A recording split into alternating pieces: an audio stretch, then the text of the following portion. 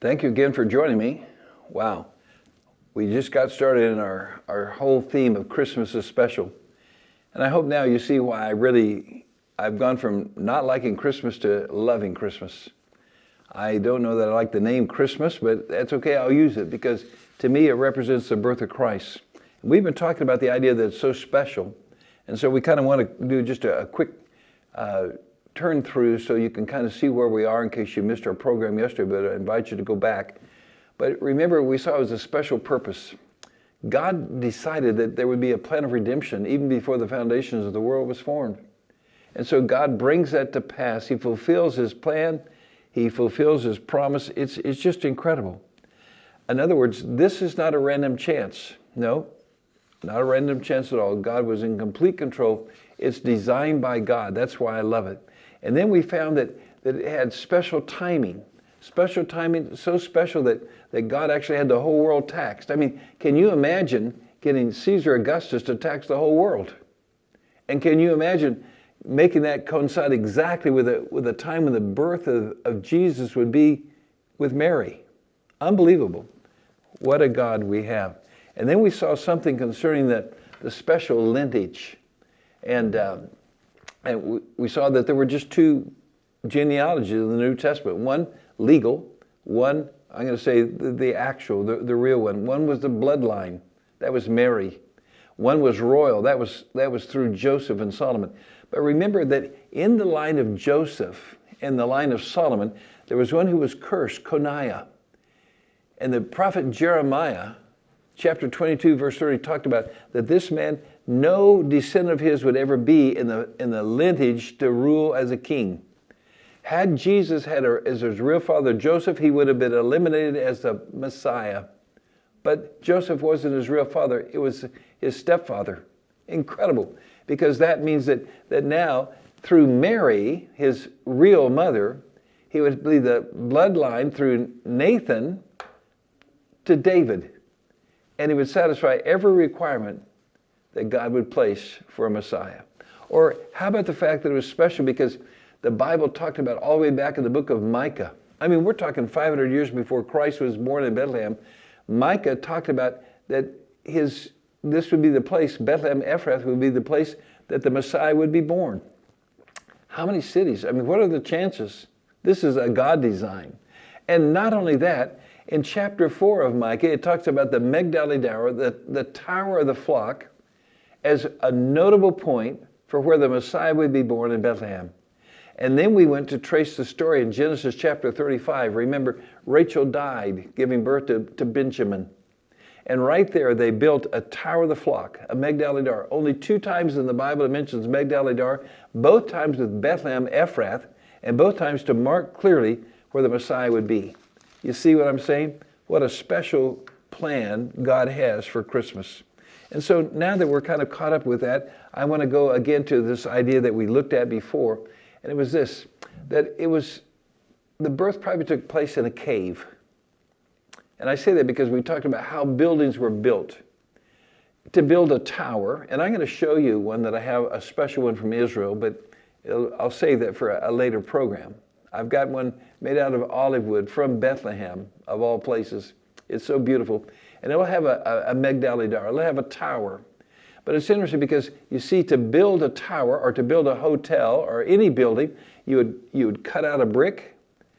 When you cut out a piece of stone like a brick and you put it on top, cut another one, you'd put it on top. By the time you're done, you have a building or a tower going up and you have a cave down below. And that cave is where the animals were. It wasn't a barn. Wood, as I mentioned, was too valuable, but instead it was a place where they would put cattle. Here's another aspect of it. Not only a special building, being a cave, not a barn, but notice this, special lambs. You see, if we really look at the situation at that particular time, Jerusalem would not have had enough lambs on special feast days, like a Passover, to do enough sacrifice for all the people. Because as Jerusalem would grow bigger, well, people didn't have a place to grow lambs, and the population would expand, and they would need hundreds of lambs, Passover lambs. And so Bethlehem would be close enough to Jerusalem, and that would be a place where shepherds lived. David lived there as a shepherd. There's shepherd fields all over. And even the story of Ruth and Boaz, we know that that's the family place of David. And so what is interesting, that there were special lambs there. The shepherds that were there were often called priest shepherds. And the lambs that were there, they were often called Passover lambs.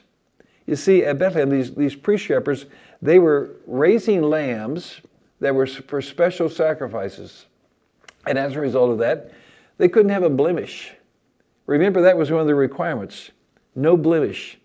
And so what they would do, when they had a lamb that was born, they would inspect that lamb. If it looked like it was going to be a good lamb, they would be good enough for a Passover lamb.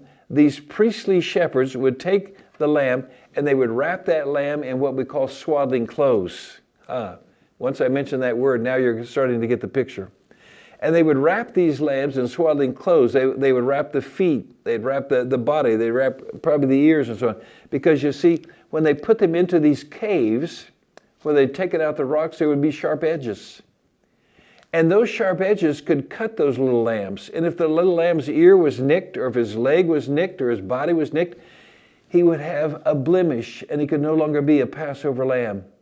And so these are special lambs, given special care, and you know them because they were wrapped in swaddling clothes. Matter of fact, you want to know something? Swaddling clothes, just like Migdal Eder, is only mentioned 2 times. One, it was used for wrapping lambs, special lambs, so they wouldn't be nicked by the sharp edges in the cave. And one, they would wrap up those that were dead. Once these swaddling clothes became useless in terms of lambs, they were often given, and they were given to people to wrap up dead bodies. Do you see the connection? Here's the Lord Jesus. You see, I think it's important that these special lambs, they represented Passover lambs. But let me just jump ahead in the story. Jesus was a real Passover lamb. You know, here's what it says in John's Gospel. Behold, the Lamb of God that takes away the sin of the world. And so Jesus was born to die. You see, every one of those lambs that was born in Bethlehem, that was a special lamb that didn't have a blemish, and he was wrapped in swaddling clothes. The minute he was wrapped in swaddling clothes, you know what it said? It was said he was born to die. That was the job. That was the task of that lamb. His future was he was born to die. And so can't you see Jesus in the right family, at the right time, in a cave, not in the luxury of a sanitary hospital, not in a fancy, fluffy hotel, not even in the house of a relative, but in a cave for animals, a cave with sharp edges, so that he would be wrapped in swaddling clothes. And I think that's why when you read the gospel accounts, the shepherds were so shocked, because you see, they were used to looking at lambs that were wrapped in these swaddling clothes, and now here's a mother.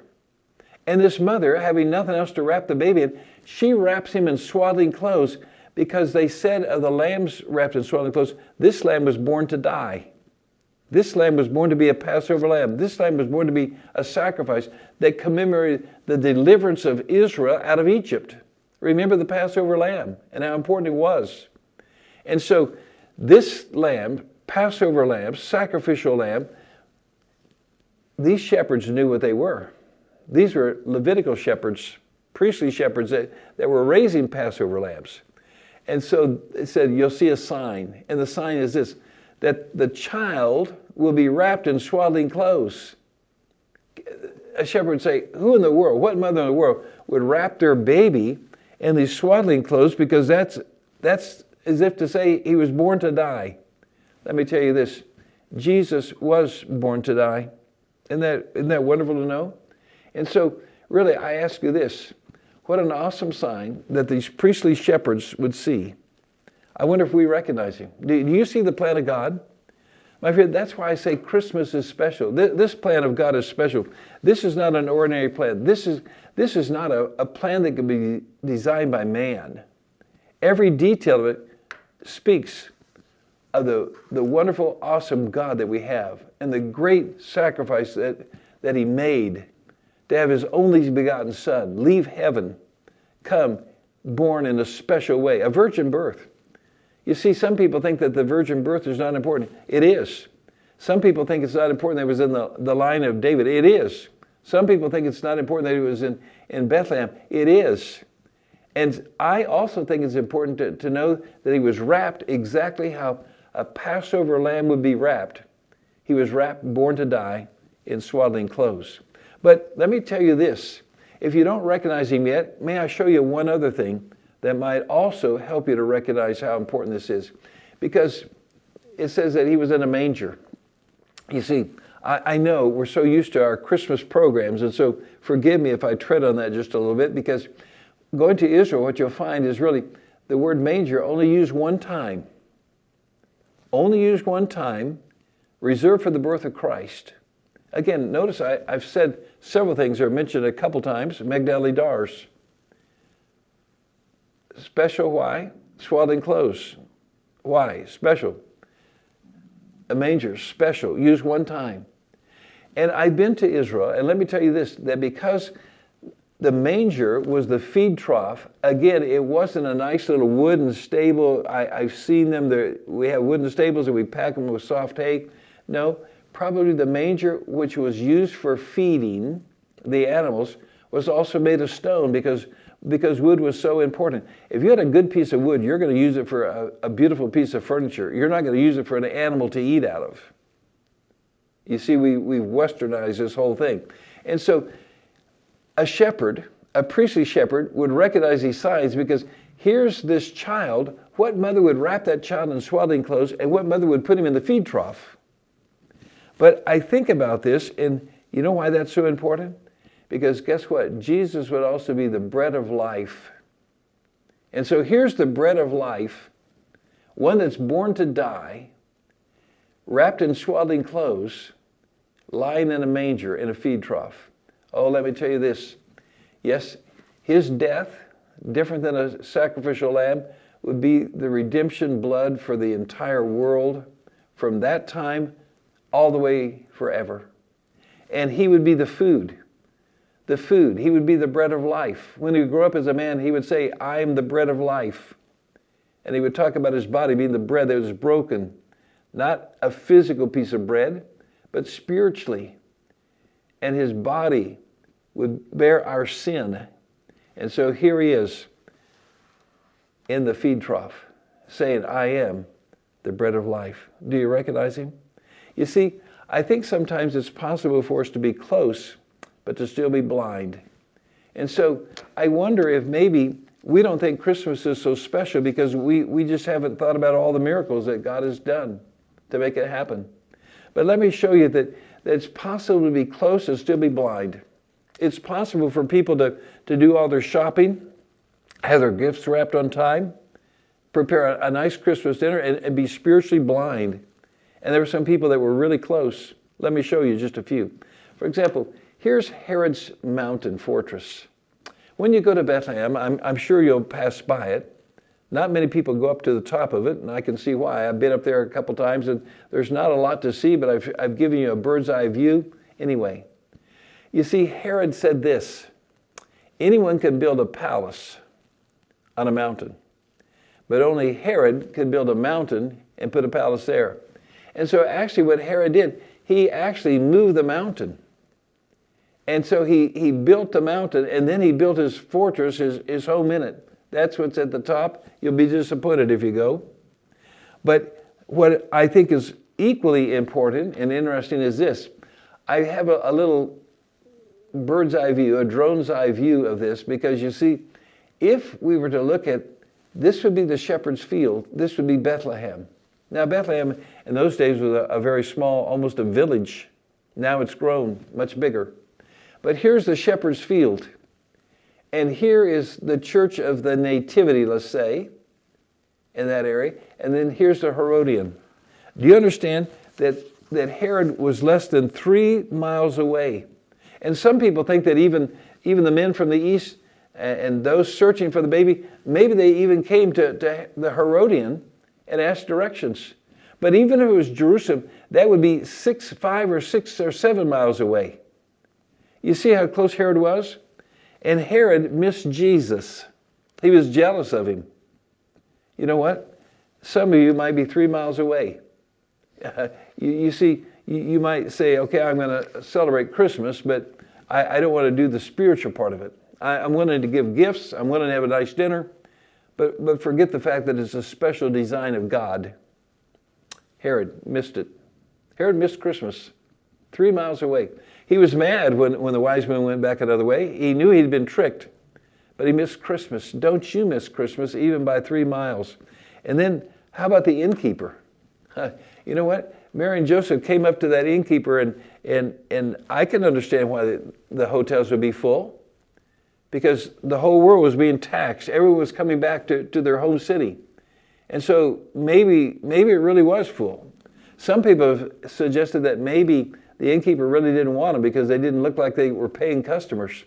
But a thing that surprised me even more is it seems like they could have stayed at one of their family's houses because they were both of the lineage of David, and so they must have had relatives there. But it's interesting, maybe because she was pregnant, that they don't go to the relatives. But think about the innkeeper. This innkeeper turned away Mary and Joseph, and he missed Jesus by 3 foot. How about you? Oh, you may not be Herod. You may not have a stone cold heart. You may not be jealous of the little baby to be born. But you could be the innkeeper. I wonder if there's not even some people that teach Sunday school and tell the story, and I don't even know if they've received Christ. I wonder if it's possible for us to fill the pews at Christmas time and really miss Jesus. We could miss Jesus by 3 foot, like the innkeeper, or maybe we miss him by 12 inches singing the Christmas songs from the hymn book. But I'm glad that there were some that didn't miss Christmas, because the Bible said this, that the shepherds came and they observed Jesus. They saw this baby wrapped in swaddling clothes.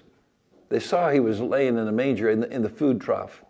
They knew that he was special, and they heard the angels break into a chorus, and they found Jesus. Or what about Anna and Simeon? Remember the temple. Anna, she was excited because she knew that God had allowed her to see something special.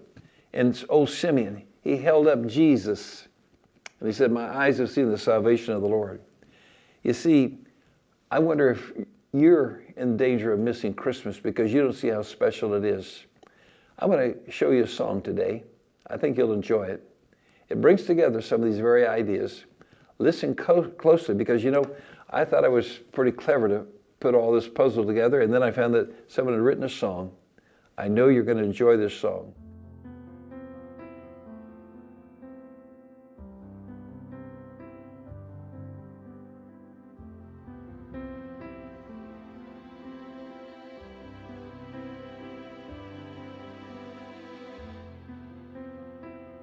Oh, the call of a shepherd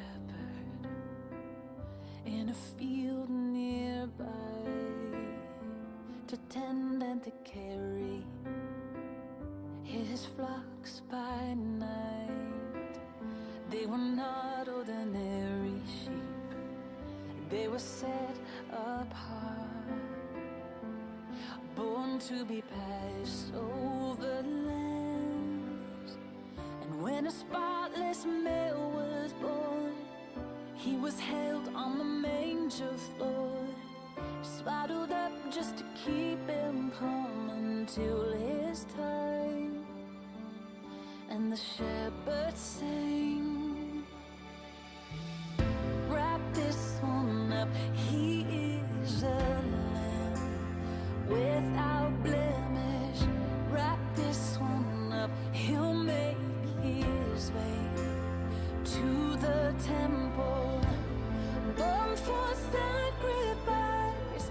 He'll join the others and pay the price. Wrap this one up, wrap this one up."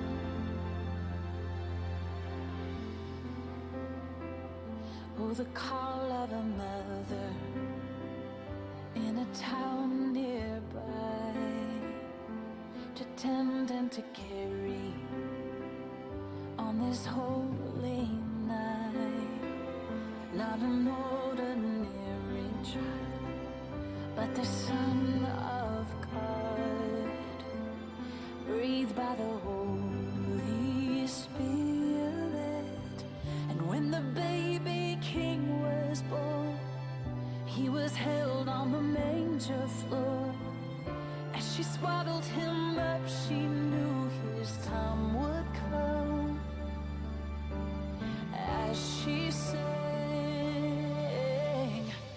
wrap this one up, he is the one that we adore. Wrap this one up, he'll wear the crown forevermore. He's come for you and me, he'll finally set us free. Wrap this one up, wrap this one up, he's the one.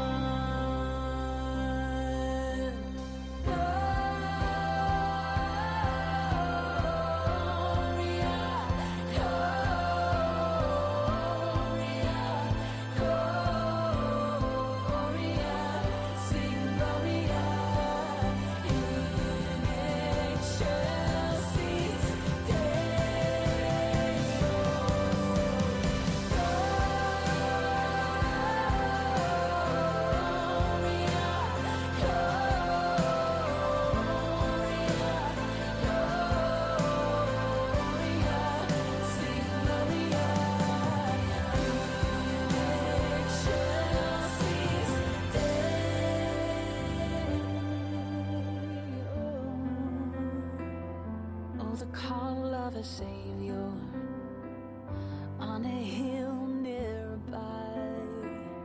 All alone he would carry the weight of all mankind, becoming the curse for us.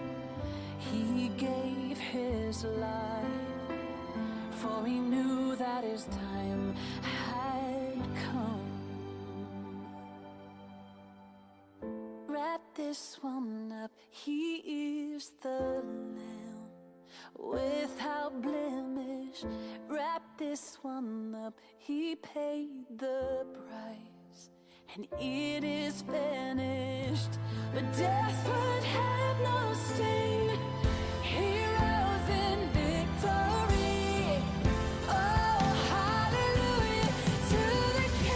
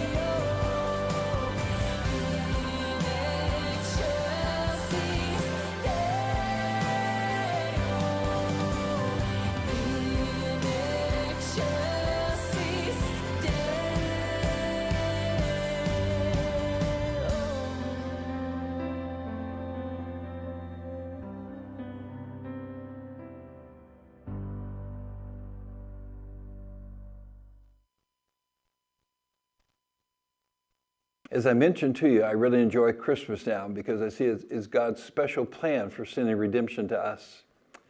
But remember, the special plan of God involves some very special things. And I want to try to explain why I'm excited about some of the things that we're doing with our program. Yes, we have a daily program, a weekly program. We'll give you a way to get to those. We also have the Etsy store, products from Israel. I think I told you in our broadcast yesterday that really it's one of those situations where we went to vendors and guides and people that we work with, and we knew they were having a difficult time because of the situation in Israel with the war.